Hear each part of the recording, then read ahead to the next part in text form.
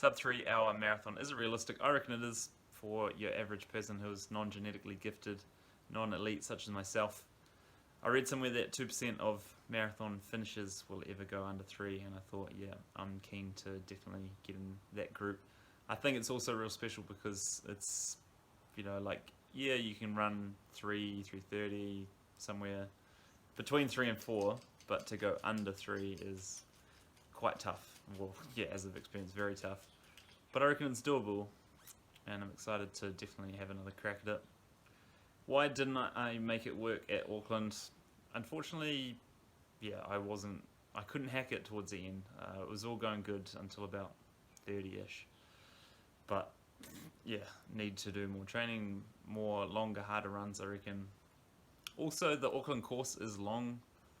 Yeah, I'm not the official person who measures it, but if you look at almost everyone else on my Strava that I ran with, well, almost all of them say longer and considerably longer. Mine said 42.66.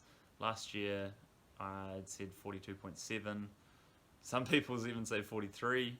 Obviously, official marathon distance is 42.195. So if you're running half a K longer, then there's already 2 minutes plus that was wasted then. So if you look at my time of 3:07, I should have probably been at 3:05. And yeah, it was 3:07:12 seconds it was. So, if I had known that I needed another 10-15 seconds to break under the next minute barrier, I probably could have done it looking at it in hindsight. But obviously at the time you're just dying towards the end and you can just muster what you can muster, and that's all I could at the time. So, potentially if I took 2 minutes or 2 and a bit minutes off, then I should be at 3:05. If I could go a little bit quicker, then 3:04. Then it's starting to look a whole lot closer to get to 2:59. Then obviously Auckland does have some elevation in it as well. It's around about 200 metres. Obviously you've got the Harbour Bridge, which is 45-ish metre gain.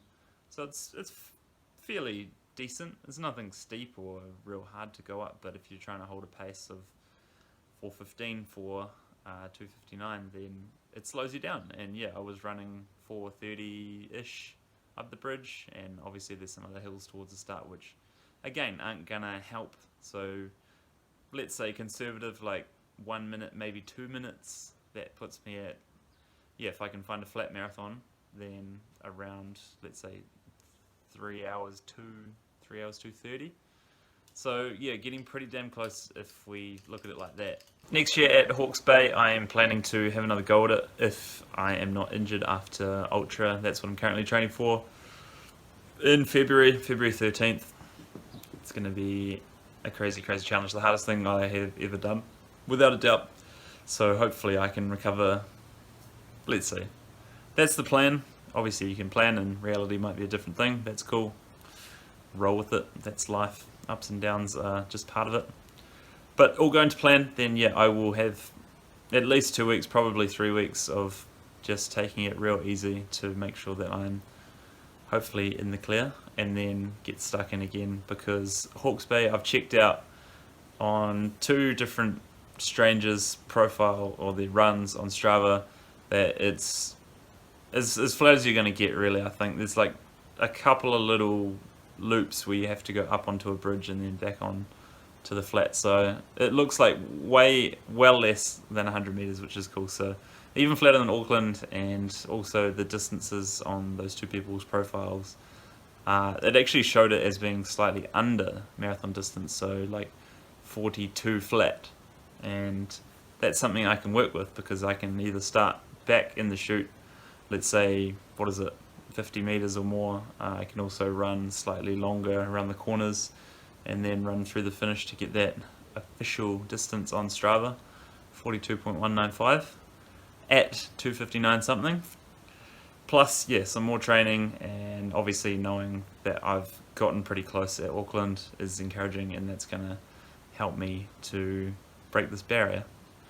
And yeah, after that barrier, I think I would be, if I can get there, very, very satisfied, and I think I could easily just say, thanks, I'm done, but we'll cross that bridge or cross that street when I come to it.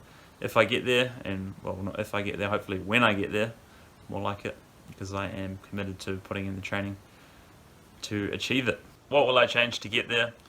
I touched on it briefly in another video, but I think that I just need to do more longer, harder runs where, yeah, like I did some hard runs where it was long and tough, but I think I need to make it even tougher, especially like the back part, you know, so whether or not that's doing an effort later in the run or something, I don't know.